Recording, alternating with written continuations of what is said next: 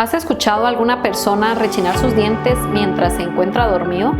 ¿O tú te has dado cuenta que tú aprietas tus dientes en momentos de estrés en tu trabajo o en tus actividades? A esto se le conoce como bruxismo. El bruxismo puede tener distintas causas. Las más comunes puede ser el estrés y una mala posición de los dientes.